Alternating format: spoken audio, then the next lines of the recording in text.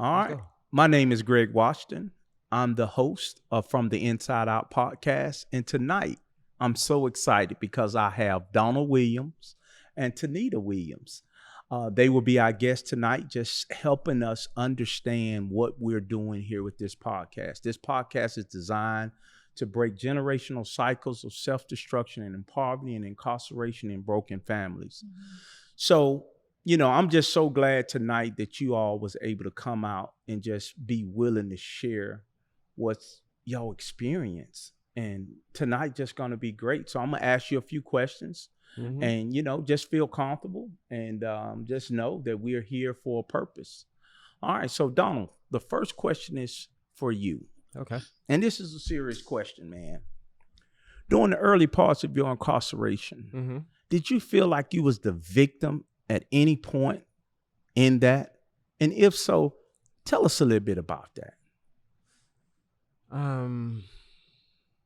During the early parts, I didn't really feel like I was too much of a victim because I really understood that what I was doing and that it was a possibility that I could have gotten locked up, went to prison. So when I went, it wasn't really a surprise. It was like, okay, you're here. This is the price that you pay. This is the consequences for what you've done.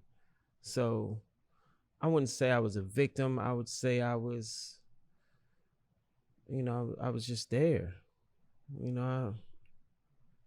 Okay. So just being there, because, we're talking about breaking these cycles. So you understood that what you were doing could get you incarcerated, correct? Indeed.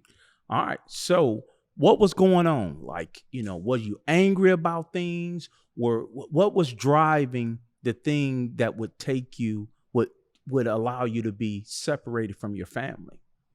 Oh, man, that's a good question. All right.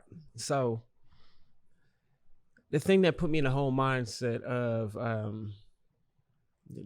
doing what I did, the actions that I committed, was the pressure. I started feeling the pressure to provide, to be what everyone considers a man or a husband is supposed to be. I'm like, I gotta meet this standard. If I don't do this, then I won't be a man. I won't be the right man for her. I won't be the husband that she deserves. So she gotta have this, and I gotta do this, and I gotta do that. When all that wasn't necessarily true. But if I couldn't meet this standard, if I couldn't live up to the standard that I had falsely put upon myself and deal with that pressure, then I would have felt like a failure. So by any means necessary, I got to get it. This is my mindset at the time. Okay. I have to do it in my own strength. I have to go get it. When it's not necessarily true. That's not how it's got to be. And it got me emotional. And when men tend to make decisions out of emotion, a lot of times it comes out bad. So I was making a lot of high-paced emotional decisions. And when I did that, it put me in that situation, man. It took me away from my family. I wasn't considering how it would affect my family. That's a good segue. So, Tanita, I just have a question for you now. So you and Donald was married, correct? Correct. So when he got his time, how did that negatively affect you and your family? Now your husband is taken away up out of the home. How did that negatively impact you guys? It put a whole damper on a lot of things. At that time, I was 8 months pregnant with our last baby girl, as well as we were behind on a few bills. So having to reach out to the church for assistance and my parents, it was kind of a damper, as well as the town that we live in is small. Okay. So when a person gets in trouble, it's in the paper, and I'm kin to like a whole lot of people. So different people running, asking questions, and I'm like, I don't know what to say or anything like that. It was really tough. We had to live with my mom for a little bit, and that was pressure as well, because we did not get evicted, the lady said she was not going to evict us, so that we wouldn't have to pay anything back. But she told me I had until a certain date to get out. And trying to move at 8 months pregnant and move 2 bedrooms, a living room, and a kitchen it's very hard. It was very hard. So I'm gonna go back to you, Donald. So your last baby girl, is baby girl, correct? Yes. Was born while you was in prison. Yeah. How did that make you feel?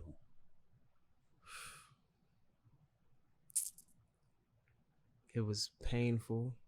It was hard to process because I missed the birth of my child. Like, that's major for me, you know, and I wasn't able to be there for her and hold her hand while she was in the hospital. I wasn't able to rush her to the hospital, you know. So would you agree that anger, shock, denial, all of these things, were any of that rolling around in your thought process at that time? Definitely. You mean when I was locked up? Yes. Oh man, look. I began to lash out. Okay. I began to express my anger outwardly towards people who probably didn't deserve it. They may have, I don't know, you know, but yeah, I'm mad. I'm hot. And after I looked at it, I was like, I only got myself to blame. I'm the reason why I missed my child being born. So I needed to check myself. But yeah, I was hot. Her friend came and told me on visitation, your wife is not here because she's in the hospital having your baby right now. And I was like, what? I called the next day and she was like, your baby girl is here. Wow. And I was like, I can't believe I missed it. I can't believe this is what I brought into existence. This is what I did. Wow. So wow, that was tough times. So back to you, Tanita. You had to live with mom. Financially, it was tough. Yes, very tough. I didn't have a job at the time. So I did get governmental assistance such as food stamps. But it wasn't enough. I wasn't able to buy the diapers that I needed to. I was supplementing and using child support as well as any funds I would get by cutting hair here or there, because I'm a licensed master barber as well. Okay. But it was tough. I was working 2 jobs at one time. Wow. And working night shift with she was 8-year-old, a 2-year-old, and a newborn that was tough. Pretty rough. That was tough. So would you agree that some form of anger, denial, grief, was those emotions present? Oh, yes. With him being away? Absolutely. All right, well, let's talk about that. Absolutely. I was very angry. I felt hurt, betrayed. I went through postpartum depression. I was depressed on my own because of the situation, because all of the what ifs. Well, what if we had done this? Well, what if I had what about this? What about that? All of those things were just roaming through my head. And we would have little spats over the phone, and I would just explode because I could not hold it in any longer. And things would just spiral out of control to where we wouldn't talk for a couple of days. One time we didn't talk for a whole month. Wow. That's deep. So Don, I have a question for you. When you were first received your sentence, when the gathering hit the wood, did you just right off the bat accept the fact that you were getting ready to go away from your family? Well, I had been told that today was the day. Today's the day you're gonna go. You're gonna sign this paper, and you're gonna go to jail, and you're not gonna come home for a long time. And it was hard. I put my chest out, put my chin up. I told my wife, don't let them see you cry. And when she told me I got my time, and they put me in the handcuffs, I looked at her and I mouthed the words, I love you. And I was taken to the back. I mean, I accepted it because I knew that it was coming. Right. It was still like a surreal type of thing. You don't know until you're there. Right. This is home now. So, right. It's... Well, I appreciate you, just open, because I know that could be hard, man. I know your heart was torn. Your family was torn apart at that time. So I have a question, because you did take our Tyro program, and a lot of times we talked about breaking the cycle of self-destruction and poverty and incarceration and broken family. We talk about that. Yeah. So what part of the journey into your prison sentence you say, you know what? Enough is enough. Let's talk about that. I was maybe 2 years in or 3 years in, and I had called home, and I remember this vividly. I had called home, and I spoke to my wife, and I was so happy because my kids had pictures of us when they came to visit us on One Day with God, where they get to spend the day with Daddy, and I'm so happy. Wow. So my middle daughter, Antonia, had a picture, and she said she didn't want to take it to school because the kids picked on her about her father being in jail. Mm. Mm. And that hurt because I said, now my children are being ridiculed. The Bible says that the children will pay for the sins of their father. Mm. And I was like, is this who I want to be? Do I want to be, the person that watches his kids get walked down the aisle by some other man? That don't want to be the father that the kids talk about when they like, my daddy's in jail. Mm. My legacy is not to be the best prison barber. That's not for me. My legacy is out here to raise my kids. I'm be, what you say, babe, the king, the priest, and the prophet of my household. Mm-hmm. I'm gonna lead my household, and I'm Right. being an example for all black men. So I mean, Yeah. That's good. I appreciate that. And, kids are instrumental in teaching us what we need. So, Tanita, how important it is to you to understand that these cycles have to be broken so your kids will not be affected by the decisions that you or your husband make. How important that is, to talk about that a little bit. It's very important to me. We preach all day long. Your marinade is where you formulate your relationships with other people. I don't want my daughters to think about, well, I need to go out in the street and to go get someone that's going to go to jail. Oh, well, they just go to jail. That's just what they do. We try to train them up and let them know that they are one queens. They are to be treated with respect, and also to not just measure someone up to your dad, measure it up to biblical principles, good morals and bases that you may have, that we try our best to instill in them. Now, after that, it's their choice of what they're going to do.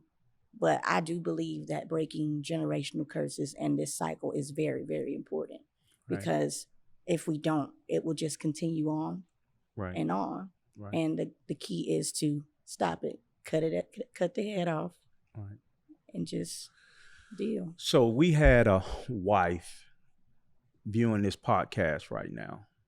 What encouraging words would you say to her if her husband is in the situation that Donna was in? What would you say to a woman that's probably watching this podcast, figuring out, should she leave her husband? Should the family just deteriorate? What encouraging words could you give? Seek God. Okay. Continue to keep God first.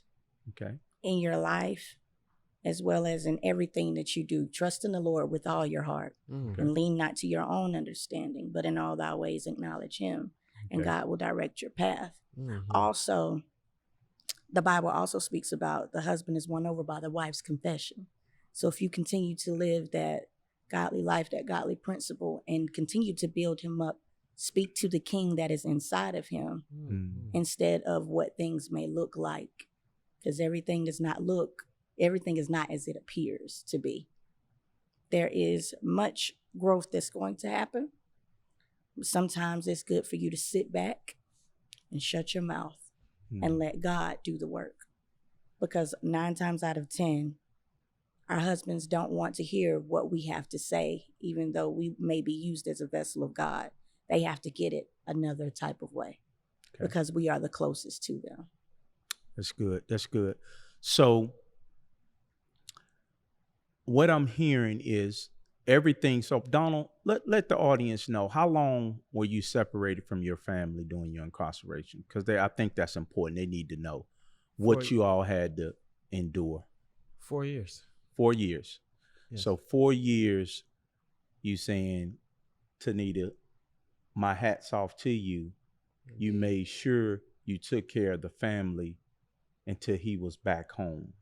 Yes, sir. So now let's talk about that transition back, because I know it's not easy, but I'm so glad that I've been able to witness you all's journey and a lot that y'all have already overcome and overcoming. So talk about that. When he came home after being gone 4 years, this is your husband. Talk about that, because some women need to hear, if they're going to be able to endure like you did, what's that's like? It's definitely going to be rough the first couple of months, even to the year, because before all of this, I'm considering you're the head of household, you're the priest, but now as we reconcile back together, it's like, no, this is how this goes because I have a system. And you have to relinquish that once control that you had and give it back and try to trust that person again, not to break up what you finally have to piece together. And God helped you do it. Right. So it was really tough. So what I did was I told God, I said, okay, Lord, I'm going to trust you in order to trust him to do what he needs to do to lead this family. We have certain things that we'll talk about, and we're still learning. Yeah. Especially when it comes to parenting. Right. But we have days where we'll be like, hey, let me pull you in here. You could have said this maybe a little bit better. It's hard to do that. Right. But now he is pretty much able to pay every bill if he wanted to. Praise God. And that was not like that before. Right. And we split the bills and everything. It's about making him feel like he's the king of the castle when he comes home. You've got to do that, regardless of if you are the moneymaker, regardless of if you know the ins and outs of the house. Still make him feel like this is mine. Okay. So that's good. That's great. That's great. So Donald, talk about your transition back into the home, man. How was it? Coming back. You've been gone for 4 years. Do you feel like, talk about that? Well, first of all, I didn't think she was going to be there after 4 years. I was like, no. But wow, when she came and picked me up, I was like, I owe her my loyalty. So I'm going to do whatever it takes to make this work. So I get back in there. Now it's like, okay, I'm used to that old mindset. Like, okay, well, I'm running stuff. Daddy's home now. Daddy's home. I'm finna take over. Nah. We had to sit down and talk to marriage counselors, my parents. A lot of people had to put it in my head that, hey, look, you can't just come back and take over. You gotta gel back. You gotta blend back in with your own family. And we have to establish our own little system. You know what I mean? Right. So it was rough. It was like sanding down some wood or something. We was going through the friction. Right. But it eventually came together. But it was tough in the beginning, man. Wow. It was tough, especially. Wow. Well, Tanita, I want to say this. So Donna was in our Tyro Dash program Mhm. that we do over at Metro Reentry Facility. And every day after class, for those 8 weeks, he came up to me and he let me know how important it was to get back home to you and be the man that he needed to be in that household. I'm talking about, it wasn't a time that I came in twice a week. He would wait and he would just talk with me. And it was great, man. You know, I just like, man, this dude is sincere. And he kept saying, I'm coming to see you, Mr. Washington. When I get out, I'm coming to see you. So, you know, on this podcast, you know, our goal is to help people see through real life stories the need to break cycles of self-destruction and in poverty and broken families.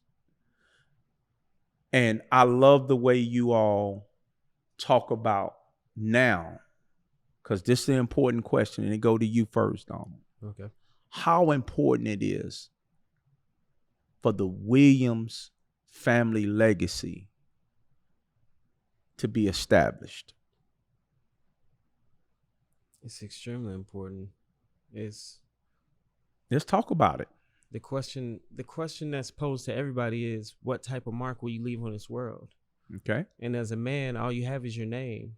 So my legacy is going to be through my family, through my children.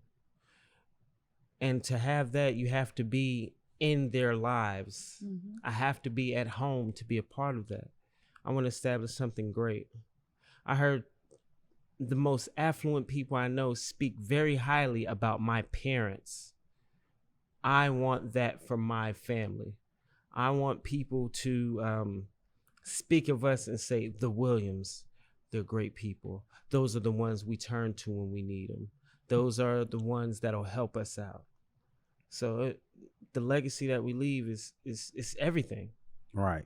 And we have to be examples for Christ. Mm-hmm. That's what our family is about. That's our legacy. Okay. We want to show you the example. That's good. That's good. You know, you had to recognize, in order to renew yourself, to reinvent yourself as a man worth following. Mm-hmm. Mm-hmm. And I can attest to the journey that you have displayed before me and your family, that you have did that. What encouragement would you give to our listeners? Because, you know, we talk about when we're going into this thing, we understand shock, anger, denial, grief. All these things are the part of being a victim in the story. Yeah.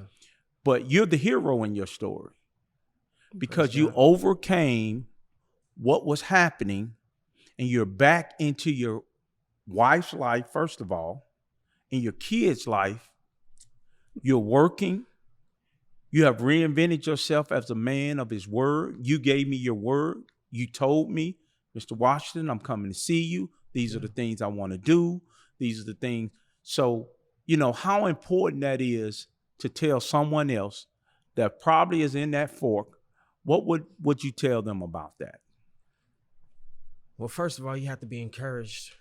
Because it's the pressure is on you. It's going to seem like the world is against you, but you got to remember, you know, and I hate to be I'm take that back. I don't hate. I'm Bible thumper. I'm a Christian. So you got to know the promises. You're the head and not the tail. You're above and not beneath. You're more than a conqueror through Christ Jesus.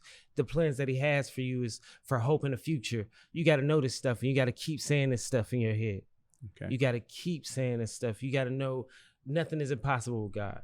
I can do all things through Christ who strengthens me. You got to know this stuff. Right. And once you get that in you and get it in your spirit and you begin to pray it, you begin to walk it out, you got to know that this is how I stay encouraged. And this what helps me. All things work together for the good, man. Yeah. So I'm encouraged by that because I know your story. I know you come from, you know, everybody have a past. That wasn't so that was a huge thing for you to disconnect from your past. Yes. To take up on this mantle to be who you are. Mm-hmm. Yes. So Tanita, I have a question for you. Mm-hmm. You know, how important it is for for the William family legacy to exist beyond you and Donald? How important is that? It's very important. It is very important that my girls know that they are women of valor and that they come from a great legacy, not just praying parents, but active parents, active prayer partners, intercessors, interceding, so that way they can become prayer partners and intercede and actually help people. My girls' love languages are very funny. The two youngest ones are acts of service and quality time. The oldest is quality time and words of affirmation. Those three are the basis of their marinade that they can help to contribute to others. You can speak into someone's life. You can do something to help someone to know Christ, as well as be a servant, be a Mary and a Martha. So that's good. It's very That's important. good. So, I'm just so, and we getting ready to wrap up. But, I'm so encouraged tonight because this is what everything we do is all about. Family reunification is at the top of my heart. I want to see so many men and women get it. We don't have to be the victim. We are victor because we recognize, we renew, we reinvent ourselves. I know you're doing great things now. Y'all both working. You work at Excel, learning a trade now. Indeed. I'm so proud to see, these things come to pass. And we will continue to do this podcast to be an encouragement to our listeners with real stories. This is real life stories. Yeah. Man, you guys are if we should be clapping for you all right now because it wasn't all doom and gloom. Even when it looked like doom and gloom, you came out on the other side victorious. And so I just want to thank everybody who have watched this podcast from the inside out, where our mission is to break cycles of self-destruction and in poverty and incarceration in broken families. I'm so honored to be your host. I'm so honored to have Donald Williams and Tanita Williams on this podcast. Thank you. Thank you.